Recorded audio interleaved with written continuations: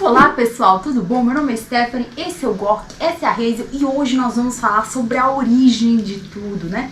O pastor branco, o ancestral de todos os pastores alemães, né? Stephanie, que polêmico isso, como assim? Mas se o Hans, que é o primeiro pastor alemão registrado por Max von Stephanitz, que era alemão e não era um pastor alemão suíço, você tá confundindo tudo, espera.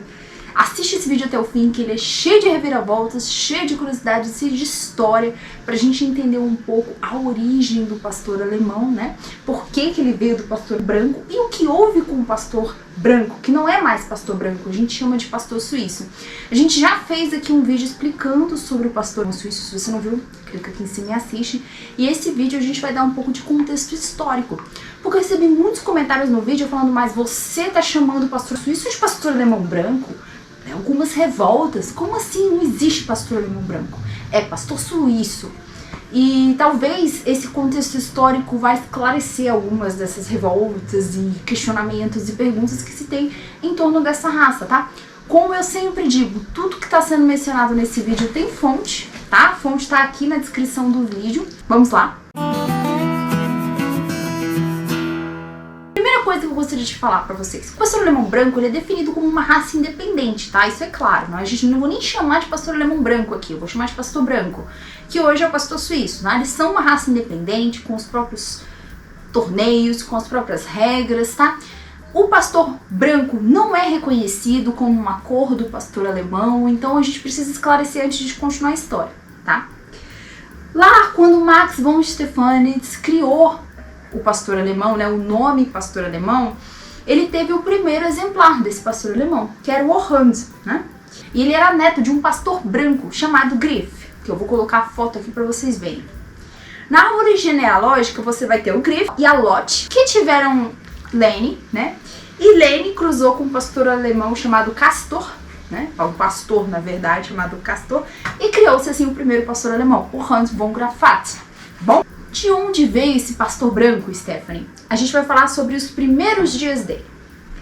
É uma raça mencionada repetidamente na literatura, tá, gente? A gente tem registro, né, desse tipo de menção desde a época do historiador romano Marcus Terentius, tá? Ele descreve esse cão, esse pastor branco, como um excelente animal para homens pastores, certo? Quais são as tarefas desse pastor? Manter o rebanho unido e defender de predadores e ladrões. E o que a natureza diz pra gente quando a gente quer enganar um predador, ou quando a gente quer se esconder, ou quando a gente quer estar preparado para agir? A gente tem que fazer o quê? Se misturar ao ambiente. E você tem ovelhas que são brancas, né? Então, logo, ter um pastor branco para poder fazer o rebanho e a proteção é excelente contra predadores, porque o lobo não vai saber diferenciar olhando. E também uma pessoa, um ladrão que venha roubar, também não vai conseguir diferenciar. Então é uma questão prática a escolha da cor, sabe? Para esses primeiros registros. Só que a história que eu vou contar para vocês de agora em diante, ela não é tão otimista assim, tá?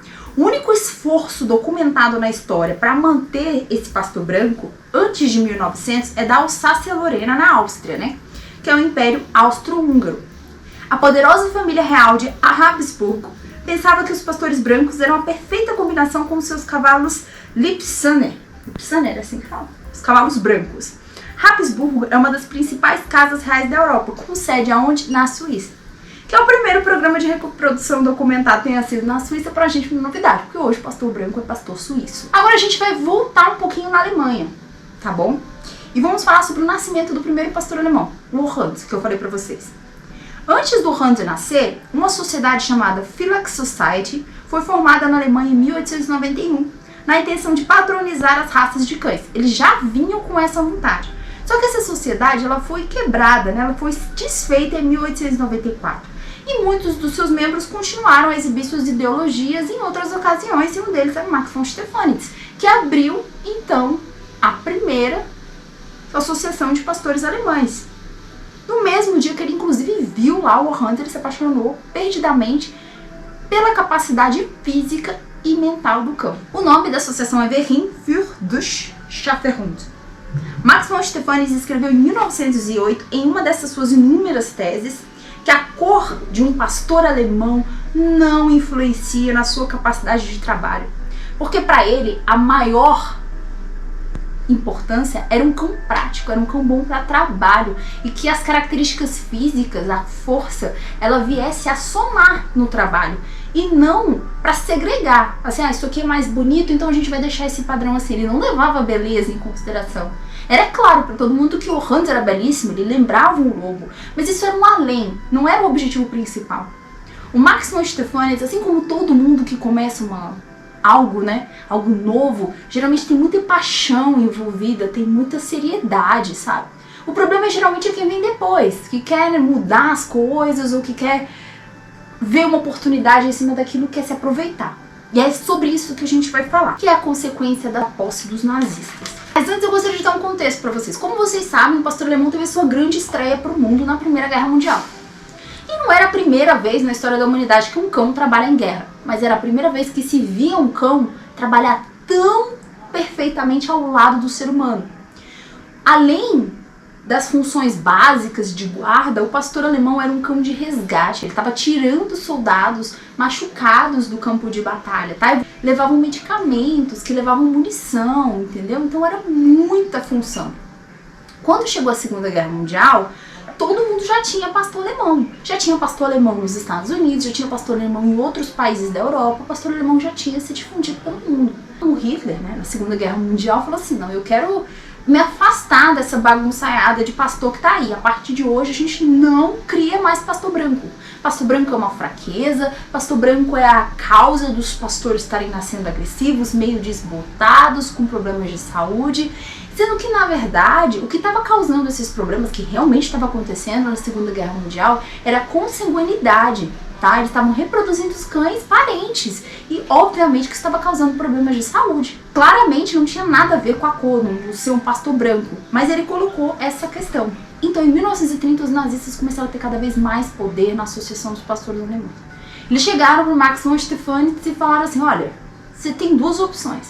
Ou você cede às nossas regras, ou a gente manda para um campo de concentração. E aí, nesse contexto, ele decidiu renunciar em 1935. Ele morreu no ano seguinte, gente, de desgosto, né? No aniversário 37 da fundação do Clube de Trabalho de uma Vida em Ruínas, né? Pelo menos na Alemanha. Para ele foi muito duro ver aquilo acontecer. Um cão que ele sempre priorizou as suas características físicas para trabalho ser manipulado daquela maneira na loucura de um homem, certo? Mas foi o que aconteceu. E aí a gente entra num processo muito mais generalizado de discriminação do pastor branco. Como eu falei pra vocês, os nazistas já estavam falando mal, associando a cor da pelagem a problemas de saúde, que não tinha nada a ver. O próprio Max von Stephanitz, anos antes, já tinha dito que não tinha nada a ver. Esse mesmo preconceito veio pra América do Norte nos anos 50 e 60, tá? No final dos anos 50 para início dos anos 60. Foi lançada uma campanha de difamação nesse final de Segunda Guerra Mundial, que passou a ser culpada, a raça, né, por todos os problemas que os pastores alemães estavam sofrendo. Comportamento agressivo, doenças, como eu falei anteriormente, por conta de endogamia, né. Hoje a ciência e a história da criação provaram que o gene branco, né, que causa essa capa branca, não é a cor real do cão, na verdade, certo? Ou seja, eles são geneticamente idênticos ao pastor alemão. Aí a gente vai falar, né, sobre o primeiro clube de pastores brancos. O primeiro clube de pastor branco foi em 1969, em Sacramento, nos Estados Unidos. E em 1970 foi publicado o famoso livro O Invencível Pastor Branco, tá, do Dr. Peter Neufeld. Incrível esse nome, né? O Invencível, porque passou por muita labuta, né? Passou por muitos problemas, a cor, certo? E hoje a gente sabe, não é uma cor reconhecida, né, para pastor alemão.